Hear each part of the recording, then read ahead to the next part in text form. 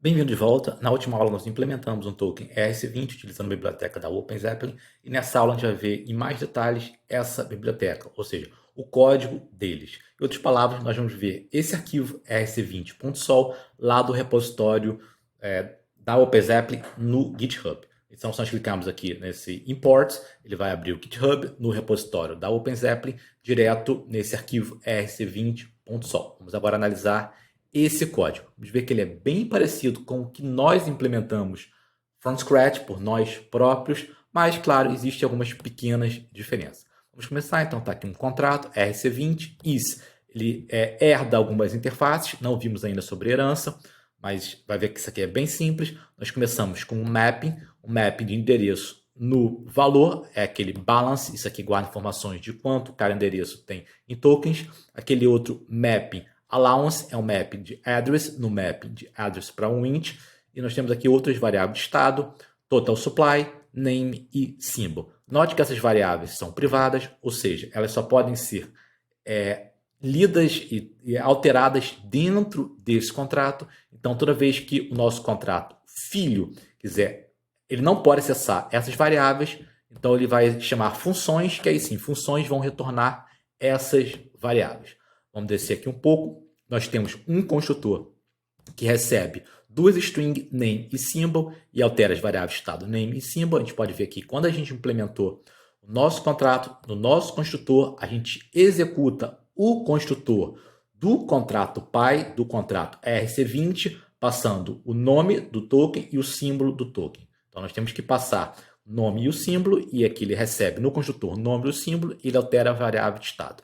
As funções name e símbolo retornam o nome e o símbolo, porque as variáveis name e símbolo são privadas, então elas não podem retornar diretamente, então tem que ter uma função que retorna elas. Mas foi exatamente assim que a gente fez no nosso contrato. A mesma coisa para o decimals. O decimals, como eu falei na última aula, ele retorna 18, então se quisermos alterar o número de casas decimais do contrato, nós temos que escrever nossa própria função decimals, como fizemos. Função total supply, mesma coisa, volta total supply.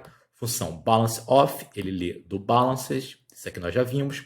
E vamos ver agora a função transfer. A função transfer, ela chama uma função interna, tracinho embaixo, transfer.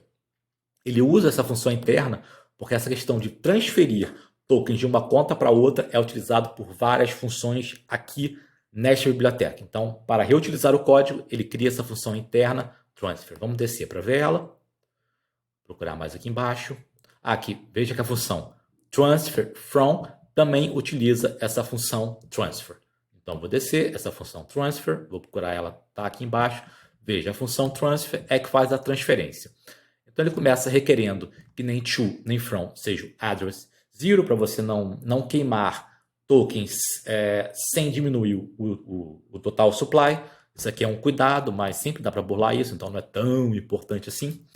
Ela vai ver se o saldo from balance é maior ou igual ao amount, se não tiver saldo suficiente para fazer a transferência, vai dar um erro, transfer amount to the balance, vai diminuir o balance do from e aumentar o balance do to, tudo isso dentro do unchecked. Quando a gente usa o unchecked, ele não checa as operações aqui dentro para overflow e underflow. Então é perigoso usar unchecked, tem que saber o que está fazendo quando se usa unchecked. Por outro lado, ele gasta menos gás quando ele faz operações de soma e diminuição dentro de um unchecked. Vamos voltar aqui. Nós temos a função transfer from, a função allowance é aquela que retorna o mapping de mappings allowance, nós vimos isso também na última aula. A função approve chama essa função underscore approve. Vamos procurar, é aquela função que aprova que a conta A permita o token B gastar transferir tokens do nome dele. Vamos procurar essa função approve. A função approve está aqui embaixo. Então ela vai alterar o allowance e vai emitir um evento approve. Temos a função mint e burn, que elas também são funções de transferência. A mint, a diferença é que ela transfere token para uma conta sem tirar de conta nenhuma. Então ela está dando token para uma certa conta, está criando token e aumentando o total supply. A função burn, ela faz quase a mesma coisa, só que ela diminui tokens e ela diminui o total supply. Só que se a gente não marcar que esse contrato é mintable ou burnable, nós não conseguimos executar essas funções mint e burn.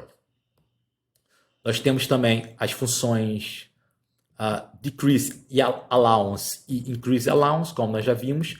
Elas vão chamar a função approve, a função que aprova do owner por spender. A increase allowance vai aumentar o allowance, ela vai somar o added values ao que já está permitido, e a função decrease allowance vai diminuir o valor, subtract allowance, do que já está permitido.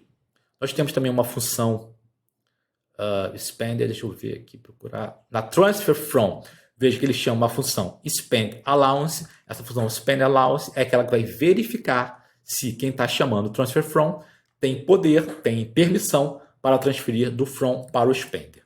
Deixa eu procurar aqui, spend allowance, veja, ele vai procurar se o, current allowance, ele vai procurar pegar o allowance e vai require se o current allowance é maior ou igual a amount. Então, se quem está chamando essa função foi permitido pelo spender transferir tokens em nome dele. Então, veja que essas funções nós já vimos quase todas. Nós temos umas funções before token transfer e after token transfer. Essas funções vêm vazias. Se nós quisermos utilizar, nós temos que sobrepor e implementar essa função, e elas são executadas antes do transfer e após o transfer. Vou aqui procurar a função transfer. Função transfer, então, antes do transfer, ele executa essa before token transfer, e após o transfer, after token transfer. Para que ela serve? Caso nós queremos personalizar esse token para que ele execute uma função antes ou depois de transferir o token, nós não precisamos alterar esse contrato RC20.sol, basta nós implementarmos a nossa própria função before ou after token transfer. Então, a gente viu praticamente todo esse contrato. Eu acredito que quem criou o contrato junto comigo naquelas aulas todas consegue entender perfeitamente esse contrato da OpenZeppelin. Tem apenas algumas palavras que talvez sejam novidades, que são novidades, tipo virtual e override, como já falei. Isso tem a ver com a questão de herança, que ainda vamos ver. E se você quiser implementar no token, pode escrever o seu próprio código, como fizemos, ou vir aqui utilizar o wizard da OpenZeppelin para implementar um token. E depois desse vídeo eu espero que todo mundo implemente o seu próprio token, porque é muito fácil. Então, com essa aula a gente termina o assunto de tokens padrão RC20 e vamos continuar com outros assuntos.